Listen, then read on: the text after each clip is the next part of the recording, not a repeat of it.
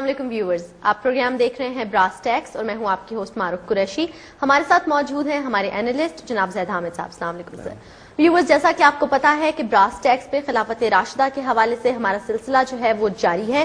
ہم پہنچ چکے ہیں جوڈیشیل انالیسس کی طرف خلافت راشدہ کے، لیکن اس سے پہلے ہم نے اپنے پریویس پروگرامز میں آپ کو ڈیٹیل دینے کی کوشش کی ہے کرائم ریٹس کے حوالے سے جو اس وقت پوری دنیا میں جو ہے رائج ہیں، اور اس حوالے سے پاکستان تک بھی ہم آ چکے تھے، لیکن کچھ تھوڑا بہت ہم نے پاکستان کا تذکرہ بھی کیا تھا. آج اسی سلسلے کو ہم آگے بڑھائیں گے اور اس کے ساتھ ساتھ جوڈیشیل ایسپیکٹس جو ہے خلافت راشدہ کے وہ بھی ہم جانیں گے. جی زید صاحب. معروف، دیکھیے، جو ہماری یہ تھیم ہے اس کا مقصد بالکل واضح ہے کہ ہم دنیا کو یہ بتائیں، اپنے نوجوانوں کو، اپنی آنے والی نسلوں کو، کہ جو نظام اس وقت دنیا میں رائج ہے، چاہے وہ یہ سیاسی نظام ہے، ڈیموکریسی یا ڈکٹیٹرشپ کے حوالے سے، اس نے جو تہذیب قائم کی ہے، جو سویلائزیشن قائم کی ہے، چاہے وہ مشرق کی ہو یا مغرب کی، یہ تمام تہذیبیں وہ ہیں کہ جن میں انسانیت، شرافت، حیا، غیرت، انصاف، عدل موجود نہیں ہے.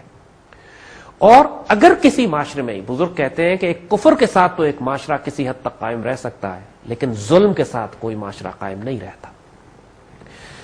امریکہ کی مثال ہم دیکھ چکے ہیں، اس کے crime figures, crime statistics, crime rates ہم نے دیکھے ہیں. دولت کی جس طرح غیر منصفانہ تقسیم وہاں پر ہے، سود اور ربا کے نظام کی وجہ سے، اس اکنامک سسٹم کی بات ہم آئندہ بھی کریں گے، لیکن اپنی پہلے پوری سیریز جو اکنامک ٹیررزم کی ہم کر چکے ہیں، اس میں ہم نے پورے سود اور ربا کے نظام کو ایکسپلین کیا کہ دنیا میں جب یہ ایک ظلم کا نظام قائم ہوتا ہے اکنامک سسٹم کی بنیاد پر، جو ایک معاشرہ ایسا تشکیل دیتا ہے جس کی بنیاد مادیت پہ ہوتی ہے، مٹیریلزم پہ ہوتی ہے، تو ظلم ہونا انسان پر لازم ہے. یہ بات کہ انسان جرائم بھی کرے گا، اخلاقی طور پہ خرابیاں بھی اس میں پیدا ہوں گی.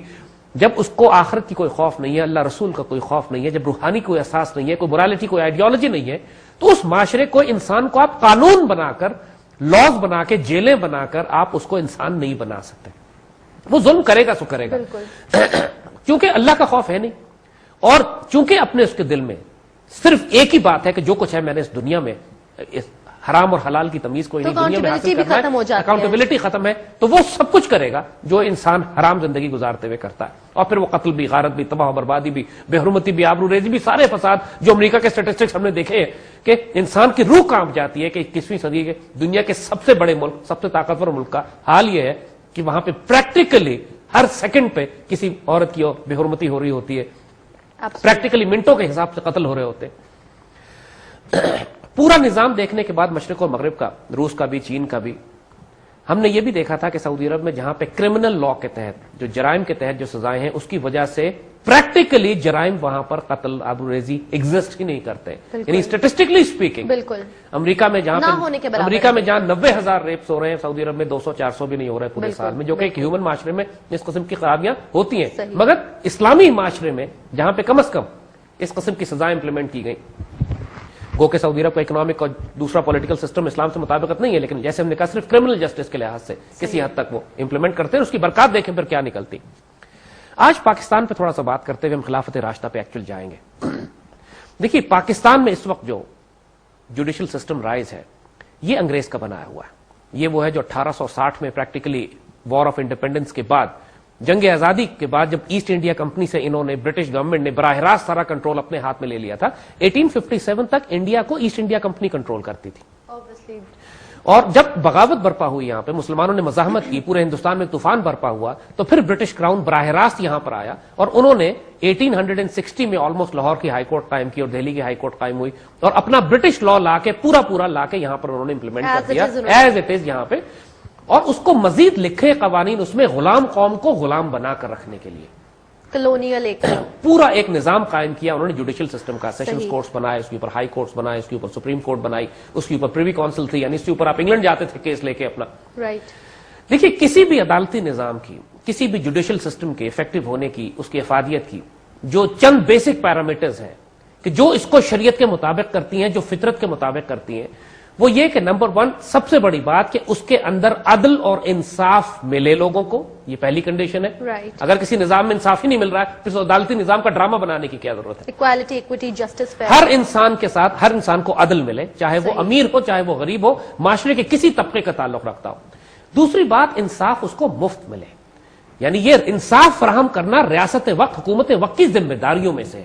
صحیح. انسان کو کروڑوں روپے خرچ کر کے انصاف کے لیے بھاگ دوڑ کر کے خجل خوار نہیں ہونا اس کا چاہیے. بیسک رائٹ ہے یہ اس کا بیسک رائٹ ہے. اگر ریاست حکومت یہ نہیں دے سکتی ہے تو اس حکومت کو چلے جانا چاہیے. صحیح. کیونکہ جس طرح ایک حکومت کی ذمہ داری ہے کہ اپنے شہریوں کی جان و مال اور عزت اور آبرو کی حفاظت کرے، اس کی یہ ذمہ داری بھی ہے کہ وہ اپنے شہریوں کو مفت میں انصاف فراہم کرے. یہ فنڈامنٹل کنڈیشنز میں سے. رائٹ. تیسری کنڈیشن یہ ہے کہ انصاف اس کو گھر کے پاس ملے. یہ نہ ہو کہ انصاف لینے کے لیے کئی ہزار میل کا سفر کر کے اس کو جانا پڑے، زندگی پوری گزر جائے صرف ایک چھوٹے سے کیس کے لیے. بے شک انصاف ہوتا ہو، بے شک اس کو عدل مل رہا ہے، لیکن اس کی زندگی خرچ ہو گئی سفر کرتے اس کی جاتے ریچ میں ہو. یعنی پریکٹیکلی اگر سپریم کورٹ آپ نے اسلام آباد میں بنا دی ہے اور کوئی شخص جو انٹیریئر سندھ میں رہتا یہ اور اس کا کیس اسلام آباد میں لگ گیا ہے تو وہ بیچارہ اسلام آباد آتے جاتے ہی خجل خوار ہو جائے گا. No doubt about انصاف تو اس کو پھر ملنا کوئی نہیں. چوتھی بات یہ کہ انصاف اس کے جو ہم نے کہا کہ نزدیک ہو، اس کے انصاف فوری ہو، امیجیٹ. یعنی انگریزی میں کہتے ہیں کہ جسٹس ڈیلیڈ از جسٹس ڈینائیڈ. بالکل. یعنی اگر آپ یہ کہیں کہ ٹھیک ہے انصاف بھی مل رہا ہے اس کو، حکومت کو مفت بھی مل رہا ہے، ریاست بھی دے رہی ہے، لیکن ایک گھر کا مقدمہ اس کے گھر پہ جو قبضہ کر لیا کسی ظالم آدمی نے، وہ مقدمہ ہی 30 سال چل رہا ہے، اگر تو اس آدمی کو پھر کیا کرنا ہے اس بات کا؟ تو اگر ان میں سے کوئی بھی ایک کرائٹیریا پورا نہیں ہو رہا ہے تو وہ عدالتی نظام پریکٹیکلی کفر کا نظام ہوتا ہے. اسلام کا، دین کا، شریعت کا، خلافت راشدہ کا نظام نہیں بنتا ہے. خلافت راشدہ کے نظام میں آپ کو عدل، انصاف اکراس دا بورڈ فوراً ملتا. چاہے خلیفہ وقت کے خلاف اگر کوئی معاشرے کا فقیر مسکین آدمی بھی مقدمہ کر دے تو خلیفہ کو بھی اسی طرح عدالت میں آنا پڑتا ہے جس طرح ایک مسکین اور فقیر کو، اور اس کے ساتھ اسی طرح کھڑا ہونا پڑتا ہے. اور قاضی کی ذمہ داری ہے کہ خلیفہ کو پرائرٹی نہ دے. اگر وہ خلیفہ کو عزت دے اور اس غریب مسکین آدمی کو عزت نہ دے تو خلیفہ کو یہ حق ہے یا خلیفہ پر واجب ہے کہ اس قاضی کو یا اس جج کو نوکری سے نکال دے. اور تاریخ میں اس بات کی 20 واقعات موجود ہیں. لہذا جہاں تک ایکویلٹی آف جسٹس کا تعلق ہے، وہ ہر انسان کے لیے انصاف برابر ہے. حضور صلی اللہ علیہ وسلم کی جو مشہور حدیث شریف ہے جس کا مفہوم ہے کہ تم میں سے پہلی قومیں تباہ اس لیے ہوئی کہ جو امیر لوگ ظلم کیا کرتے تھے، طاقتور لوگ ظلم کرتے تھے، وہ ان کو معاف کر دیا کرتے تھے، اور غریب مسکین عاجز جو ظلم کرتے تھے ان کو شدید سزائیں دی جاتی تھیں. آج اگر پاکستان کی جوڈیشری کا حال اٹھا کے آپ دیکھیے تو بدترین طاقتور قاتل، کرمنل، دہشت گرد، اس ملک کے دو سب سے بڑے ایشوز جو ہم نے پہلے بھی بات کی ہے کہ بدترین دہشت گرد اور فسادی ہیں جن کا ٹیرر اتنا ہے، دہشت اتنی ہے کہ ججز ان کے خلاف فیصلے نہیں کرتے. پورے ملک میں 10 سال ہو گئے کسی قاتل دہشت گرد کو ایک کو بھی سزائے موت نہیں سنائی گئی. اور جو پاورفل طاقتور ترین لوگ جو کرپٹ ہیں، جو حکمران ہیں، جو اس ملک کے طاقتور طبقہ ہے جس کے پاس اختیار ہے، جس کی حکمرانی ہے، جو اختیار رکھتا ہے، جس کے ریسورسز ہیں، اس کو قتل کی سزا نہیں ہوتی، اس کو کرپشن کی سزا نہیں ہوتی. ملک بیچ کے لوٹ کے کھا گئے لیکن پریکٹیکلی کوئی سزا کسی کو کبھی نہیں ملی. ایک بات دوسرا بھی ذہن میں رکھیے گا کہ ڈیموکریسی ہو یا ڈکٹیٹرشپ ہو، پاکستان میں یہی کہا جاتا ہے کہ ہمیں ڈیموکریسی ہونی چاہیے، ڈکٹیٹرشپ آنے سے فساد ہو گیا. ڈیموکریسی ہو یا ڈکٹیٹرشپ ہو، جو عدلیہ کا نظام ہے دونوں سسٹم میں وہی رہتا ہے. جوڈیشری تو وہی ہے نا، زیادہ سے زیادہ یہ فیصلہ ہو جاتا ہے کہ مارشل لا کے احکامات کو چیلنج نہیں کیا جا سکتا، زیادہ سے زیادہ یہ آ جاتا ہے. ورنہ جتنے بھی کرمنل لا ہے، جتنا بھی سول لا ہے، جتنی لٹیگیشن ہے، جتنی قانون سازی ہے، جتنا جو کچھ قانون پہ امپلیمنٹ کرنا ہے، سیشن کورٹ سے سپریم کورٹ تک نظام پورے ملک میں وہی چلتا ہے. وہی لوگ بھی رہتے، وہی لوگ، وہی ججز، وہی انگریز کا نظام، اسی طرح جسٹس ڈیلیڈ، اسی طرح ظلم پریکٹیکلی. یعنی لٹرلی یقین کریں، حال یہ ہے کہ کرائے کے مقدمے پہ ایک شخص جو گھر پہ آپ پہ قبضہ کر لیتا ہے اور جگہ خالی نہیں کرتا، 20-20 30-30 سال گزر جاتے ہیں اس مقدمے کو ریزالو کرانے کے لیے. کوئی کسی کی زمین پہ قبضہ کر لے، جا کے اس کے پلاٹ پہ، اس کے لینڈ پہ قبضہ کر لے، نسلیں تباہ ہو جاتی ہیں. یہاں پہ ججز فیصلہ نہیں کرتے، یہ پاکستان میں روٹین ہے. بالکل. اور یہ سول کیسز کا حال ہے. کرمنل کیسز کا جہاں تک حال ہے، استغفر اللہ، دیکھیں ہم صرف آپ کو مثال دیتے ہیں. ہم سپریم کورٹ کے ایک جج سے ہماری بات ہوئی، اب ان کا انتقال ہو گیا، اللہ ان کے حال پہ رحم کرے. اب تو وہ اللہ کی عدالت میں ہے، اب اللہ ان کو جج کر رہا ہے. انہوں نے خود ہم سے یہ بات کہی. میں نے ان سے پوچھا کہ یہ آپ نے زندگی میں اتنے فیصلے کیے ہیں، نیچے سے ہو کر آج سپریم کورٹ کے آپ اتنے بڑے جج بن گئے ہیں، آپ نے کبھی گلٹ محسوس کیا، کبھی کوئی غلط فیصلے کیے؟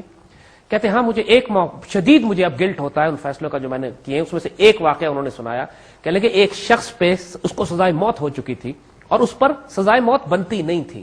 لیکن مگر وقت کے حکمران نے، وقت کے وزیر اعظم نے مجھ سے کہا کہ اس کو سزائے موت دینی ہے، اور میں نے اس کی سزائے موت پر اس کو ریٹیفائی کر کے اس کو سزائے موت